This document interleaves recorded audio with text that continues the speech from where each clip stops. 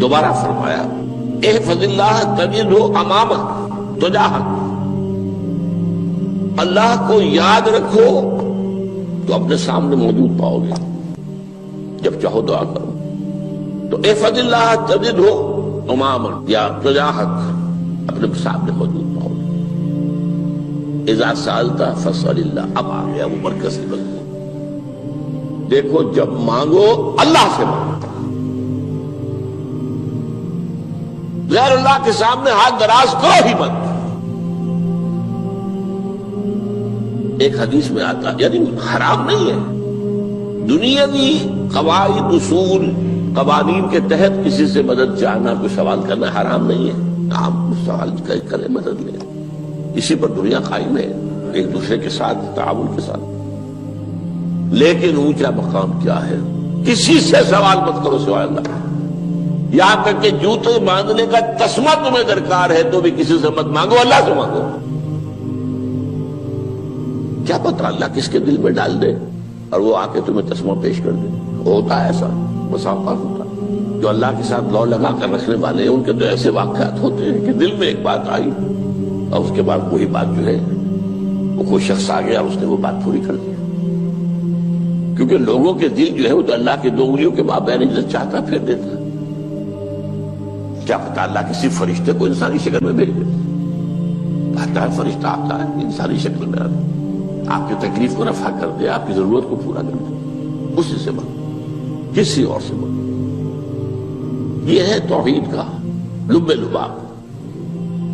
یوں سمجھیے اسلام کی جڑ کیا ہے؟ ایمان۔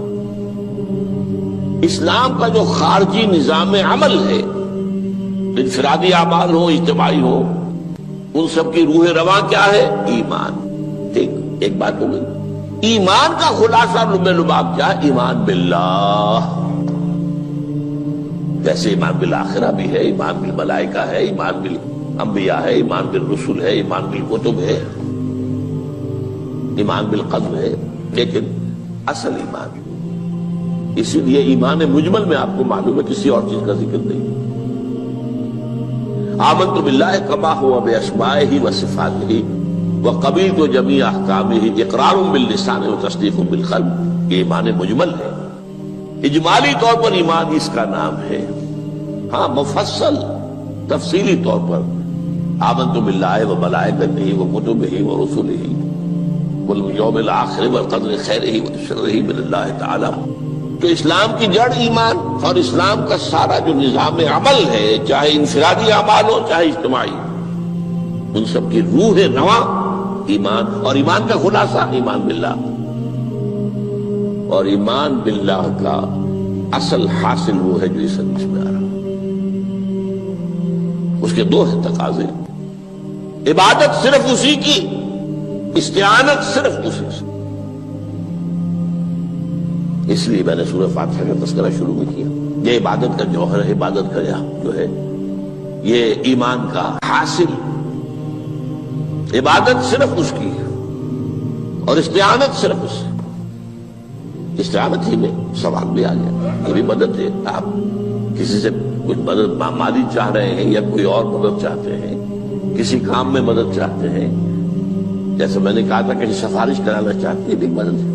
وَإِذَا اسْتَعَنْتَ فَاسْتَعِنْ بِاللَّهِ، اور جب مدد مانگو صرف اللہ سے مانگو۔ اور وہ سارے الفاظ یاد کر لیے، استدعاء، استعانت، استغاثہ، یہ جو غوث اعظم سے استغاثہ کیا جاتا ہے یہ تو شرک ہے۔ استغاثہ اللہ سے، دعائی اللہ کی، اس اعتبار سے استمداد، استعانت، استدعاء، استغاثہ، یہ سب اللہ سے، صرف اللہ سے۔ عبادت صرف اللہ، ایاک نعبد، اور استعانت صرف اللہ سے، مانگو صرف اللہ سے، مدد طلب کرو صرف اللہ سے۔ اور جان لو اگر تمام لوگ جمع ہو کر تمہیں کوئی فائدہ پہنچانا چاہے نہیں پہنچا سکتے، الا بشیء قد کتب اللہ لک وان اجتمعوا علی ان یضروک بشیء لم یضروک الا بشیء قد کتب اللہ علیک۔ اگر سب مل کر چاہے تمہیں کوئی نقصان پہنچا دے نہیں پہنچا سکتے مگر وہی کچھ جو اللہ نے تمہارے لیے لکھ دیا۔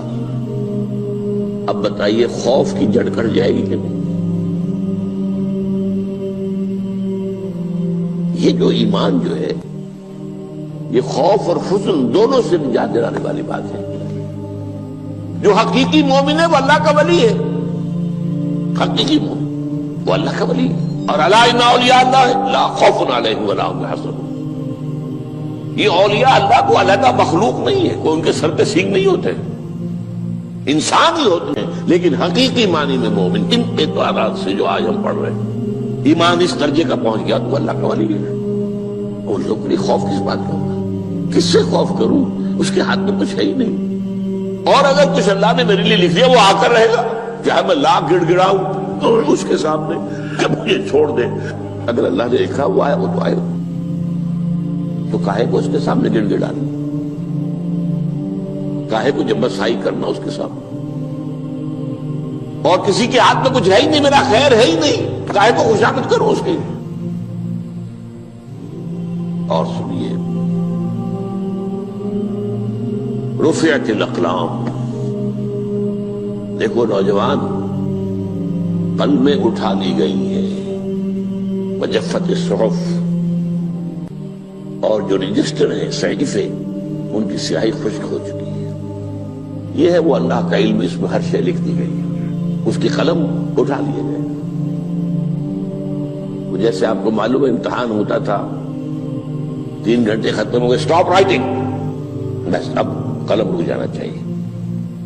وہ قلم تو تقدیر کا کاتب جو ہے وہ قلم اس کا اب اٹھا لیا گیا، اور جو صحیفے جن پر یہ لکھا گیا وہ خشک بھی ہو گئے. یہ تو روایت ہے جو امام ترمذی نے جس کو روایت کیا، یہ متن ان کا ہے جو ہم نے پڑھا ابھی، اور ان کا قول یہ ہے کہ یہ حدیث حسن صحیح ہے. لیکن یہی روایت اور انہی راوی سے عبداللہ ابن عباس سے رضی اللہ تعالیٰ عنہما اور بھی محدثین نے کی ہے. اس میں سے ایک اور متن جو ہے وہ یہاں پر امام نووی نے دے دیا ہے. احفظ اللہ تجدہ امامک، یہ تو پہلا وہ ٹکڑا تھا. وقت تو جاہک تھا، یہاں امامک ہے، امام مطلب ایک ہی ہے، اپنے سامنے پاؤ گے. اللہ کی حفاظت کرو، اللہ کو دل میں، اللہ کی یاد کو محفوظ رکھو، گویا کہ اللہ کو مستحضر رکھو. ذکر اللہ کے معنی کیا ہے؟ استحضار اللہ فی القلب، یہ ذکر اللہ ہے. جنہیں ہم ذکر سمجھ بیٹھے ہیں وہ ذکر کے ذریعے اقیم الصلاۃ لذکری، نماز قائم کرو میری یاد کے لیے. نماز ذریعہ ہے یاد کا. یہ علیحدہ بات ہے کہ آپ نے 17 رکعتیں بھی پڑھ لی ہو عشاء کی اور یاد آپ کو آئی ہی نہیں کوئی. آپ تو ایک میکینیکل انداز میں جو ہے وہ اٹھک بیٹھک کر رہے ہیں اور آپ کی زبان سے کچھ بھی نکل رہا ہے، تو اس کا آپ کے شعور سے، دل کی گہرائی سے کوئی رابطہ ہے ہی نہیں. وہ ذکر تو نہیں ہوا.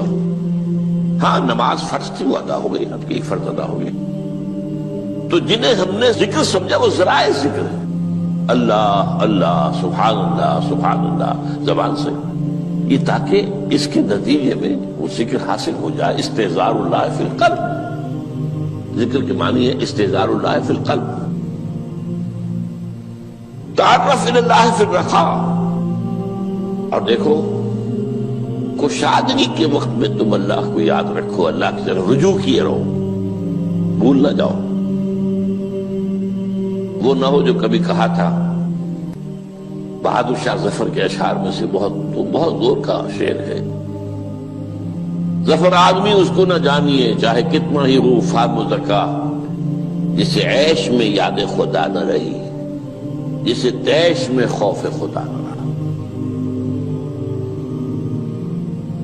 وہ ہے کشادگی کی حالت میں، جبکہ تمہارے لیے کشادگی ہے. اللہ کی طرف رجوع کیے رکھو. یعرف کا فی الشدہ، تو اللہ اپنی توجہ تم پر رکھے گا شدت کے وقت میں. جب تمہیں کوئی تکلیف ہے اس تکلیف کو تم پر آسان کر دے گا. تکلیف تو آنی ہے، جو لکھی ہوئی ہے وہ تو آئے گی، لیکن یہ کہ اللہ تعالیٰ اس کی شدت کو، ایک ہی چیز ہے جس کو ایک انسان بہت شدت کے ساتھ محسوس کر رہا ہے، دوسرا آدمی اتنا نہیں محسوس کر رہا ہے. احساس کا معاملہ ہوگا نا.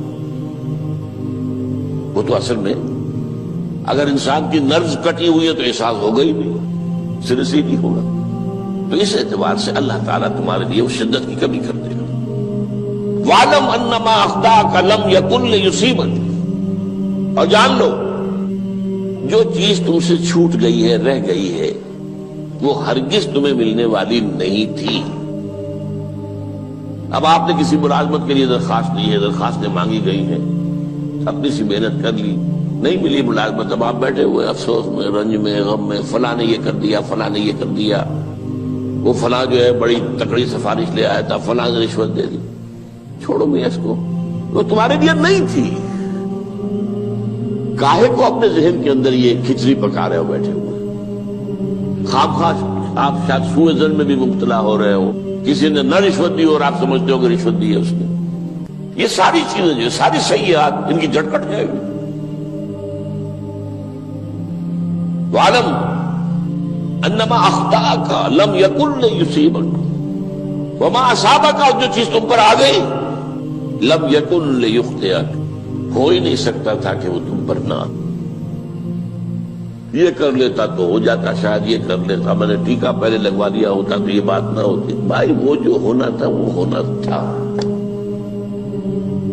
اب یہ وہ چیز ہے جس سے انسان میں کیفیت پیدا ہوتی، تسلیم و رضا۔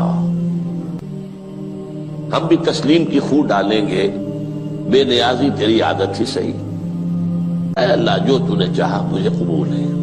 اسی لیے میں نے آپ کو آیتیں سنائی سورہ تغابن کی، ما اصاب من مصیبت الا باذن اللہ، کوئی مصیبت نہیں آتی مگر اللہ کے اذن سے۔ وَمَن یؤمن باللہ یہدی قلبہ، جو اللہ پر ایمان رکھتا ہو اللہ اس کے دل کو ہدایت دے دیتا ہے۔ ہدایت کس بات کی؟ تسلیم و رضا۔ سر دوستاں سلامت کے تو خنجر آزمائی، نہ شبد نصیب دشمن کے شبد ہلاکت تیغت۔ اے اللہ تیری طرف سے ہے، مجھے قبول ہے، اور بظاہر مجھے تکلیف ہو رہی ہے لیکن یقیناً اس میں میرا کوئی خیر ہے۔ بیدک الخیر، تیرے ہاتھ میں تو خیر ہی خیر ہے، جو بھی تیری طرف سے آئے۔ سر تسلیم خم ہے جو مزاج یاد میں، اور یہ مضمون جو ہے زیادہ بڑے پیمانے پر سورہ حدید میں آیا ہے۔ ما اصاب من مصیبت فی الارض ولا فی انفسکم الا فی کتاب من قبل ان نبرأها، کوئی مصیبت نہیں آتی نہ تمہاری جانوں میں نہ زمین میں، زمین میں زلزلہ آ جانا، سیلاب آ جانا، کچھ اور زمین کا دھنس جانا، یا یہ ہے کہ تمہاری جانوں میں کوئی بخار ہو گیا، کوئی اور تکلیف ہو گئی، اچانک معلوم ہوا کہ انسان کو کینسر ہے اور کینسر بھی اب 3rd سٹیج کو پہنچ چکا ہے، لیکن جو بھی آیا ہے وہ اللہ کے علم کی کتاب میں پہلے سے لکھا ہوا ہے۔ فی کتاب من قبل ان نبرأها، یہ کتاب میں درج ہے اس سے پہلے کہ ہم اسے ظاہر کریں۔ اس کا نتیجہ کیا نکلنا چاہیے؟ لیکن لا تاسوا علی ما فاتکم ولا تفرحوا بما آتاکم، افسوس نہ کیا کرو جو تم سے جاتا رہے، چھوٹ جائے، کوئی عزیز فوت ہو گیا، کوئی موقع ہاتھ سے نکل گیا، ارے بھائی میں چوک گیا، بڑا موقع تھا، اب اس پر افسوس کر رہے ہیں۔ نہیں، جو چیز لیکن لا تاسوا علی ما فاتک ولا تفرحوا بما آتاک، جو اللہ تمہیں دے دے اس پر اتراؤ مت۔ وما اصابک لم یکن لیخطئک واعلم ان النصر مع الصبر، اور جان لو اللہ کی مدد صبر کے ساتھ آتی ہے، جو آئے اس کی طرف سے جھیلو، زبان پر کلمہ شکوہ اور شکایت نہ آئے، اللہ سے شکایت نہ آئے، تسلیم و رضا، جو تیری رضا ہے۔ تیری صحت ہمیں منظور ہے لیکن اس کو، مولانا محمد علی جوہر ایک مرتبہ جیل میں گئے، ایک بیٹی بیمار ہوئی، فوت ہو گئی، اس کے بعد دوسری مرتبہ پھر جیل میں گئے، دوسری بیٹی کو وہی بیماری ہوئی، جیل میں اطلاع ملی کہ بیٹی کو یہ بیماری ہو گئی ہے، تو خط لکھا ہے اشعار کی شکل میں، کا آخری شعر یہ ہے، تیری صحت ہمیں منظور ہے لیکن اس کو نہیں منظور تو پھر ہم کو بھی منظور۔ ہم تو چاہتے ہیں میں بیٹی کے تو یہ شفا ہو جائے، اسے منظور نہیں تو پھر ہمیں بھی منظور۔ وَاعْلَمْ أَنَّ النَّصْرَ مَعَ الصَّبْرِ وَأَنَّ الْفَرَجَ مَعَ الْكَرْبِ، فرج فراخی، کھل جانا کسی چیز کا، یہ ہے قرب کے ساتھ، تکلیف کے ساتھ، تکلیف ہوتی ہے ساتھ۔ اللہ نے قانون بنایا ہے دنیا کا۔ اب آپ اندازہ کیجئے بچے کی ولادت میں ماں کو کتنی تکلیف اٹھانی پڑتی ہے۔ آج کل تو فیشن ہو گیا ہے، سیدھے سیدھے جاؤ، آپریشن کراؤ، تکلیف سے بچ جاؤ، لیکن یہ ہے کہ یہ بھی آپ کے علم میں ہوگا، وہ ساری تکلیف جیسے ہی بچے کو لا کر ماں کے برابر لٹایا ہے، ساری تکلیف ختم، پھر جو راحت میسر آتی ہے۔ ان الفرج مع الکرب وان مع العسر یسرا، اسی لیے میں نے وہ آیتیں بھی پڑھی تھی، ان مع العسر یسرا ان مع العسر یسرا۔ اس دنیا میں یہ اللہ نے نظام بنایا ہے، سختیاں جھیلنی ہی ہوں گی۔ لقد خلقنا الانسان فی کبد، ہم نے انسان کو پیدا کیا مشقت کے اندر، مشقت تو کرنی پڑے گی۔ کسی کی جسمانی مشقت زیادہ، کسی کی ذہنی مشقت زیادہ، مشقت سے چارہ کسی کو نہیں۔ تو یہ ہے ان مع العسر یسرا